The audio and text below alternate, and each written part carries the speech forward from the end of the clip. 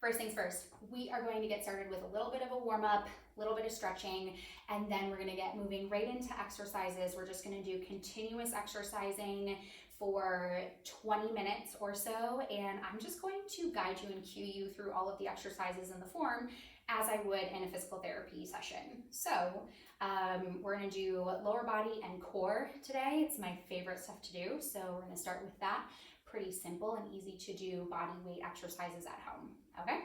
So first things first, we're gonna get a wide leg stance. We're gonna get our hips just between our ankles. So if you can see yourself in a mirror, that would be great. If not, no big deal. We're gonna start with just doing some regular squats here. And we're gonna do maybe about 20 or so. We're already on number 3. So you can have your hands wherever you want. I choose to have them at my chest. You can have them down in the middle here. Biggest thing to watch out for if you are not in front of a mirror is you're going to try and keep your knees wide.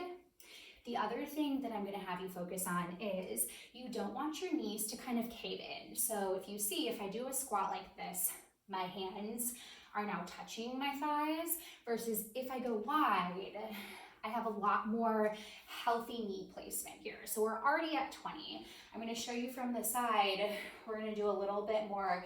We're probably going to do about 5 to 10 more this way. What I want you to focus on is pulling your low belly in. So think about knitting your ribs down towards your hip bones and keeping a nice flat back.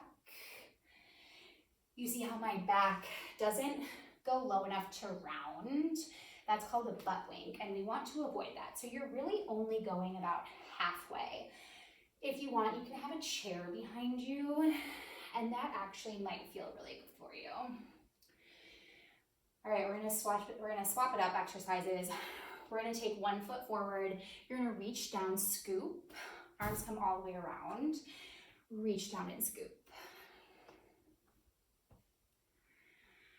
Toes going towards your nose.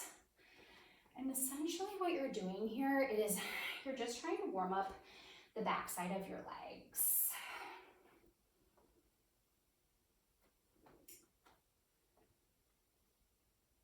And if you want to, you can always kind of pause and do a little bit of a stretch here.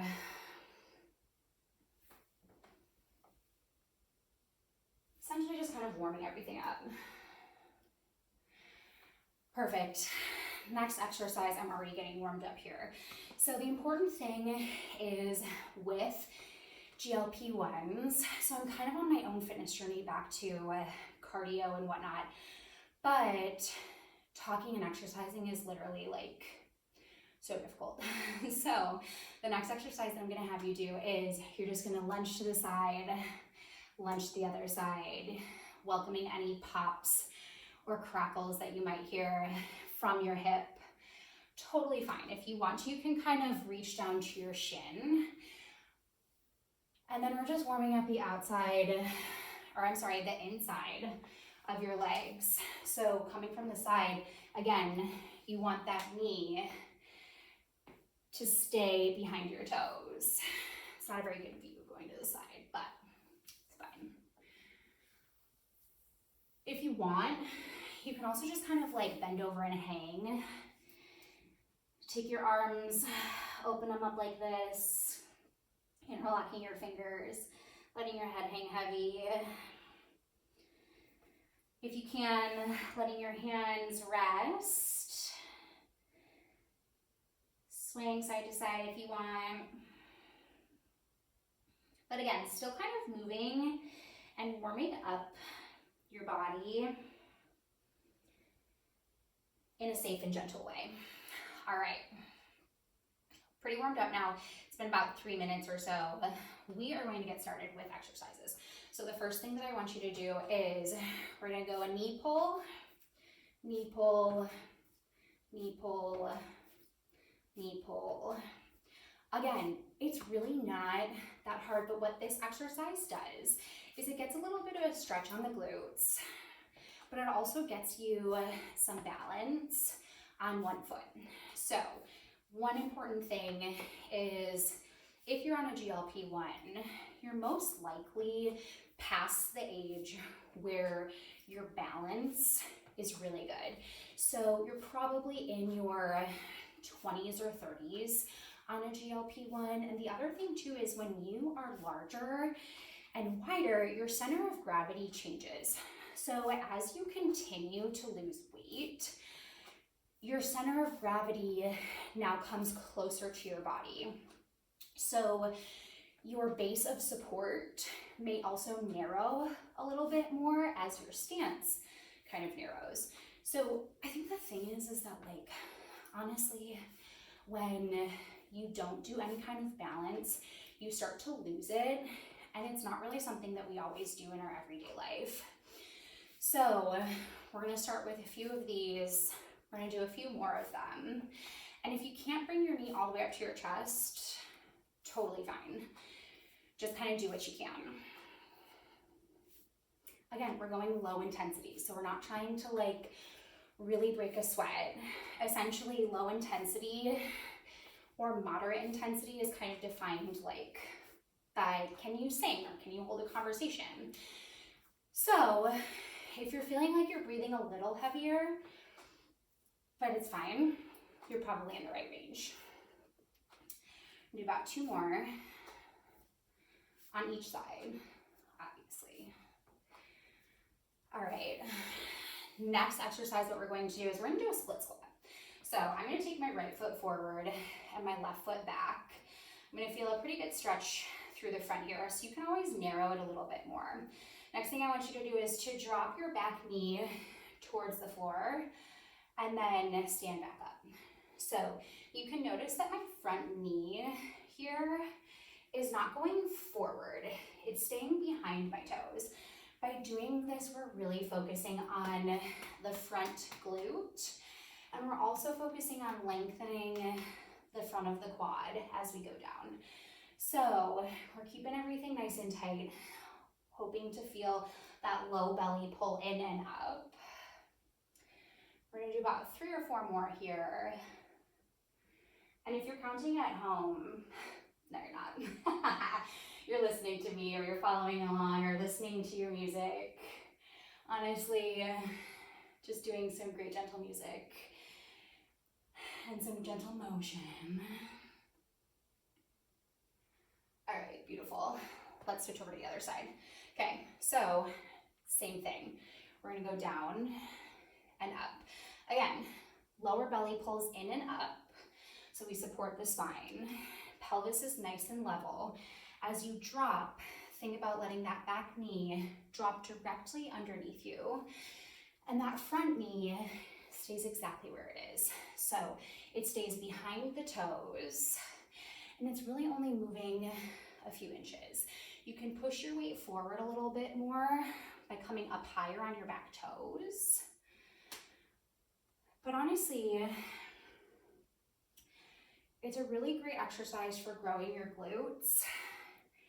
And it also gets like the quad and the hamstrings working pretty solidly. We're gonna do about 2 or 3 more. All right, last one here. Then we're gonna go into some calf raises. So you can use the wall behind you. You can go sideways if you'd like. I would probably have something just to support you if your balance isn't that great. But we're gonna go up onto the toes, almost down to the heels. So not completely resting.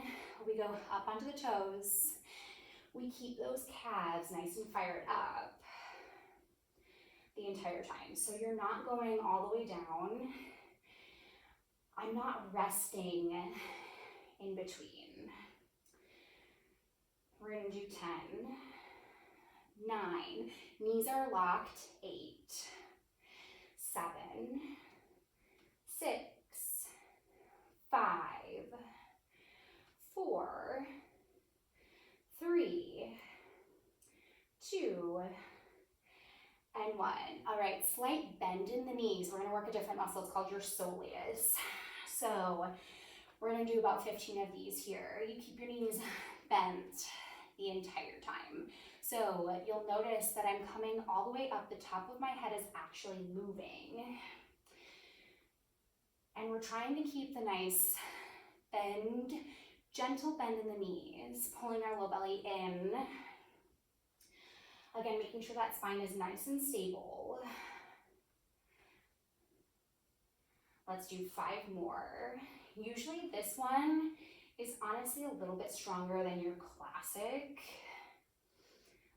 straight leg because it's more endurance focused. So again, last 2 and last 1. Perfect. All right, so being a fitness instructor, you know we're not the greatest at counting. Neither are your physical therapists. We're never good at counting. So you do what feels good for you while we continue. So if it doesn't feel great and you need to pause, by all means, be my guest. So next exercise that we're going to do is a lateral lunge. And then we're going to cross back and do a curtsy. So we're going to do a lateral lunge, cross back, curtsy. And it doesn't have to be that deep. I'm really not going that deep. With your curtsy, you're putting all of your weight in that front leg.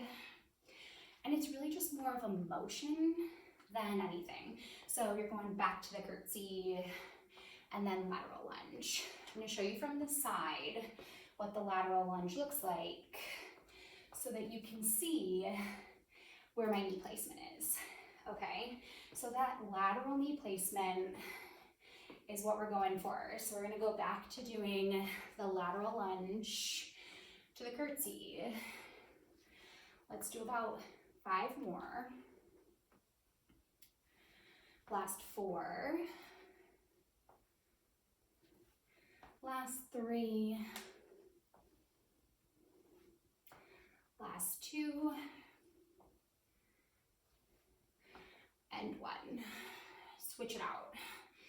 This time we're gonna go left, curtsy back, left, curtsy back. Your curtsy should be just stepping maybe a foot outside of your range here.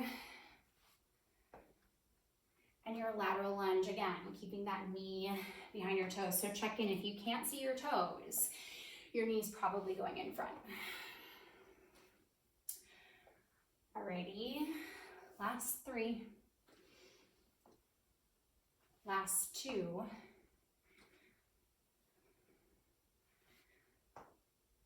and last 1. All right, we're gonna do some good mornings. So we're gonna keep our legs straight, we're gonna hinge forward, and then we'll stand up. So, important thing with this, honestly, is keeping your back flat and going to the point of where you feel the hamstrings start to really tug, and then relax them back. So if you feel them tug, and then you start rounding from your back, you see how it just comes right to my back now? You're going too far. So my hamstrings, they're a little tight. What I also want you to think about is pushing your bottom back as you go. So if you're pushing your bottom back here, you're already setting yourself up for success by engaging the back side of your body and your posterior chain. If you kind of come forward, now your weight shifts to the front and your quads start to turn on and they try and stabilize when they really can't function in that hip range. So you're going to try and keep your hinge nice and strong. But again, we're not using any weight with this exercise. We're just doing body weight here. So we are challenging the back side of the body here by using just our torso as the weight. But the other thing that's nice about this is you really don't have to worry about a risk of like hurting your back. Really, you're just going to kind of feel that pull in the hamstrings, and then you're just going to challenge them to lift you right back up. Again, we're just kind of going for a nice light movement workout here. So low intensity here. Let's do about 3 more. I have no idea where we are. We're probably around like 35. Last 2. Last 1. All right, we're gonna transition to the floor for some basic core exercises. So again, no weights needed or anything. Go ahead and lay on your back. So the first thing that I want us to do is we're gonna stay laying down, and I want you to find that small little space underneath your back. So the first thing that we're going to do with that little space is we're gonna put our hands underneath there so that you can keep that space throughout all of these core exercises, because we're gonna be working in a neutral core, like neutral spine here. So if you start feeling your back slip away from your hands and arching, you've lost that core contraction. So we're going to try and keep that small little anthill size space underneath your hands or underneath your back. Then I want you to pull your belly button in towards your spine and up towards your heart. If you've imprinted your spine onto your hands, you've engaged the wrong muscle here. So what I want you to focus on is I want you to pull your belly button in towards your spine and up towards your heart. You should feel the space by your low rib cage, by your pelvis, the space between your hip bones, those bony like front bones here. You should feel that space kind of tighten up and firm up. If you feel that, you're doing it correctly. If not, then that's where I want you to start, is just doing that exercise of pulling your belly button in towards your spine and up towards your heart and making sure you feel that firm component between your hip bones. So you should almost feel like they want to kind of hug together. So with that being said, the next thing that we're going to do is you're going to keep that core contraction. Again, keeping a small little anthill size space underneath your back, and you're going to march one leg at a time. So what we're training here is we're training our transverse abdominis in a neutral spine. Your transverse abdominis muscle is basically this like belt for your spine. It holds you upright, and it also just kind of stabilizes. So by using the weight of our legs, we can just make sure that we're challenging it gently, and we're not trying to engage like all of those core muscles. And though we are, we're still kind of not focusing on any movement aside from just stabilizing the spine here. So if you do have any low back pain or things like that, this might be a really great exercise for you to start with, just because of like how gentle it can be. Oftentimes, like as a physical therapist, we'll give this exercise to patients who can tolerate it if they have low back pain.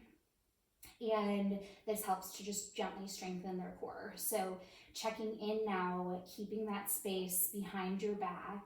And if you're like, that space doesn't exist for me to begin with, then use your hands to help you create that space so that your spine can come away.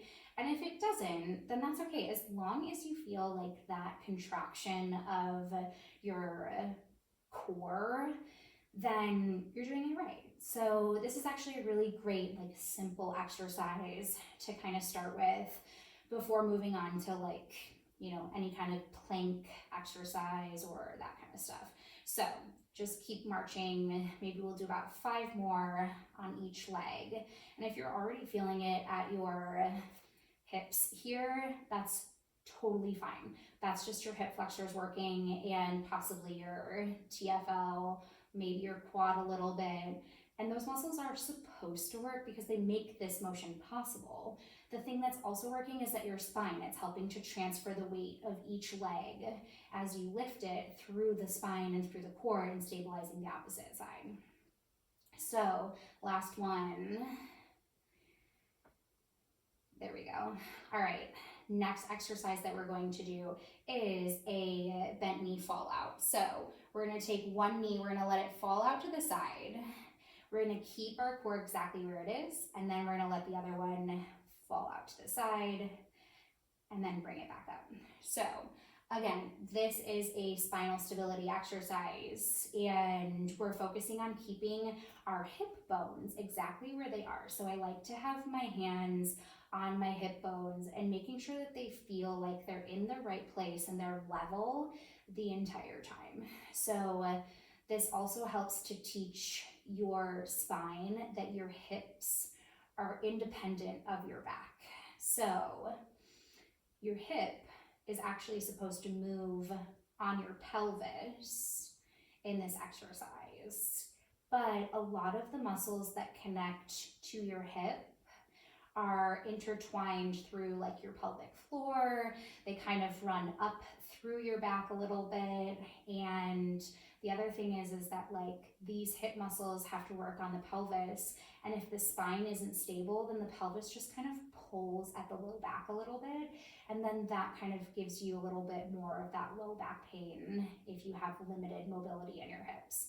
So you're making sure that your hips are nice and stable and that they're not your hip bone here, which is actually your pelvis. You're making sure that they're not rocking side to side. So if your bottom is rocking side to side while doing this, then again, you're also kind of doing it incorrectly. So check back in.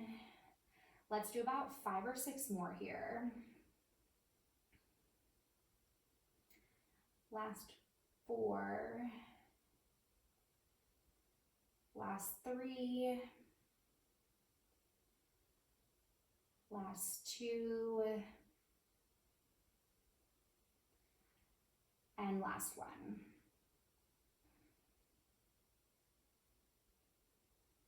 All right, next thing that we're going to do is we're actually going to do these things called articulating bridges. So I want you to put your hands flat on the floor.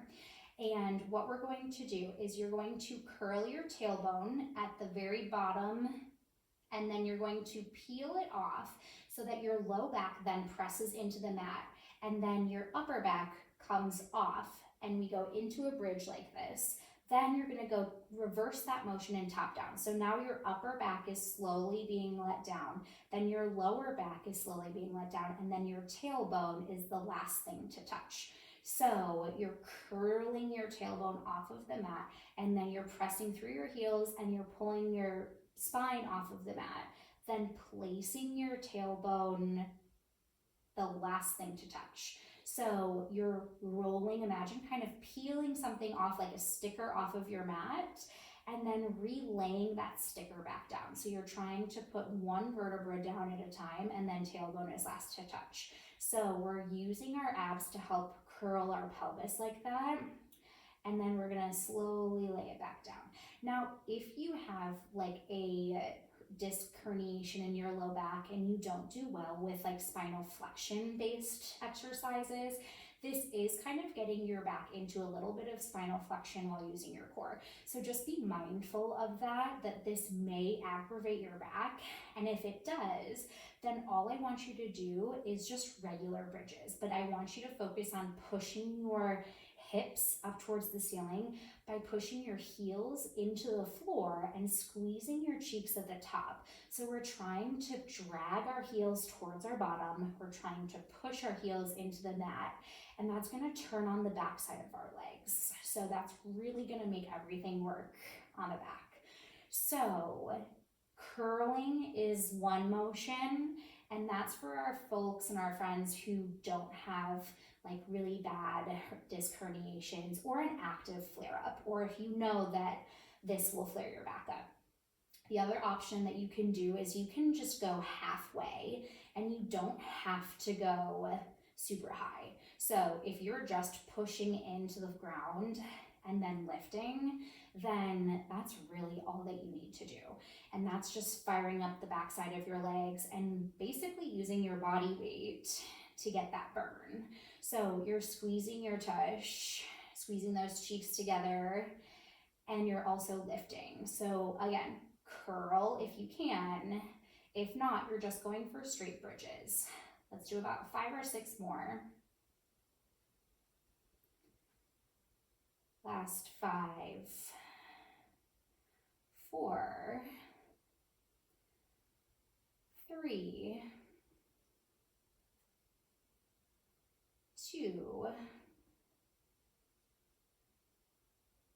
and 1. All right, next thing that we're going to do is, I don't classically like doing any kind of sit-up type motion, so we're gonna do a hold, and then a straighten, and then a hold, and then straighten out your leg. So one thing that I want you to do here is I want you to isometrically push your knee into your hand and then straighten out your leg. So we're creating a little bit of core contraction, and then we're lengthening, and then contraction, and then lengthen. If you feel like lowering your leg is too much, then you can go halfway and tap, or you can just go here and tap. So again, your options are straight or halfway back or foot flat. You can also just do all three of those motions if you want, but we're going to try and keep it going here for 5, 4, 3, 2, and 1. Let's switch it out. Now right side. So right side presses in, straighten it out. Right side. And you can keep your hands just where they are. When your knee meets your hands, I want you to push your hands to meet the resistance of what your knee is giving you. So push, and then relax, and then push, and then relax. You can relax all the way at the bottom, or you can hover your foot for an extra challenge, depending on where you are. Check back in on your back here. I want you to kind of think about that small little anthill that we created when we first started, and see if you can kind of get that core to kick in and fire up in that nice neutral spine rather than pressing your back flat. There's a lot of times that I will have patients to press their back flat if I'm trying to work a certain muscle group, but in this particular exercise, in this particular class here, I want you to just focus on keeping a nice little neutral spine. And there's lots of different things that you can do. You can do a neutral spine, you can do an imprinted spine, you can do an arch spine, but so long as your core is actually feeling the work, let's do 3 more here, then you're doing it right. Last 2. Last 1.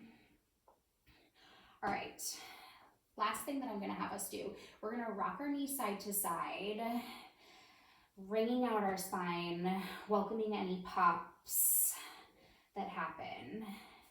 And honestly, this is just a really great exercise to do towards the end of a workout, especially if you've done any kind of ab work here, because you're wringing out all of that tension. And this is really just kind of the last exercise. Then we'll do a little bit of stretching and you'll be all done. And it's a quick workout. So you're rocking your knees side to side. And take a note, like a mental note, if you feel more tension on one side than you do on the other. It might be signaling you that that side may be tighter. You might have some kind of, one-sided weakness compared to the other side. And a lot of people, I don't think, understand that your muscles actually get tight when they're weak. So you may be overusing one side and not using the other side. The other thing too is that your pelvis could be rotated in some way, shape, or form. And if you do think that you do have a pelvis rotation or you have something that's just not feeling right, then that's when you want to go in and see a physical therapist to get that evaluation going. Because honestly, if you can address that early, it can make such a world of a difference. Personally, I have a twisted pelvis and it's never in the right place. So there's a lot of unilateral, weaknesses that I have. So I love incorporating doing exercises on both sides for that purpose. All right, let's do a nice little stretch for the hip. So you're gonna cross your ankle over your opposite knee. So your left ankle is crossed on top of your right knee, bent here. If you feel like you don't feel much of a stretch here, then you can kind of inch your foot forward towards your bottom and now maybe you feel a little bit more of a stretch. And if you're able to, if you need to get more of a stretch, you should be feeling it kind of right through here. If you don't feel anything, then you can go with the full 9 yards, taking your left hand through your legs and then interlacing your fingers on the back side of your right leg so that you feel that stretch in your hips. Here, it's okay to let your back round a little bit, but if you can, try and keep your hips glued to your mat. So try and keep the back side of your bottom, where your sacrum is and like your tailbone area, try and keep that flat on your back or flat on your mat. Because if you do that, then it honestly will intensify the stretch and it'll actually get the right area rather than just kind of like letting your back come along. So if you're going here and you feel your bottom lifting off, just allow your arms to relax a little bit. You can also kind of come up a little bit if you need to and just use the tension on your arms to hold you here so that it's not actually like a core exercise. We're gonna hold it for about 3 more seconds. 2 and 1. Relax everything, uncross your legs, let your legs go flat. And then we're gonna cross your right ankle now over your left knee. So your left ankle or your left foot is flat on the floor. Your right foot is on top of your left thigh. And again, you can walk your foot closer towards your bottom. If you feel that stretch here, you can also kind of like push your knee just a tiny bit. Just make sure you're not pushing like the knee joint itself. Just kind of push just above. So closer to your thigh if you want to push there. If you feel like you're not feeling much of a stretch here, then let's go for that full position here, figure 4 stretch. And you should feel a stretch on the outside of your hip. If you're feeling any kind of pinching at your hip or anything like that, you might just need to relax a little bit and let your tailbone come closer to the floor. Sometimes you just kind of have to play around with it. But if this muscle isn't super tight on you, then you don't have to worry too much. But again, just kind of letting everything relax here, letting your shoulders kind of fall if you can, and just letting that hip stretch out.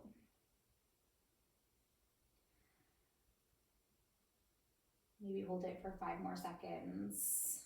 Last 4, 3, 2, and 1. Very good. Open body stretch. Point your toes. Reaching all the way up overhead. Arching your back here if you want to.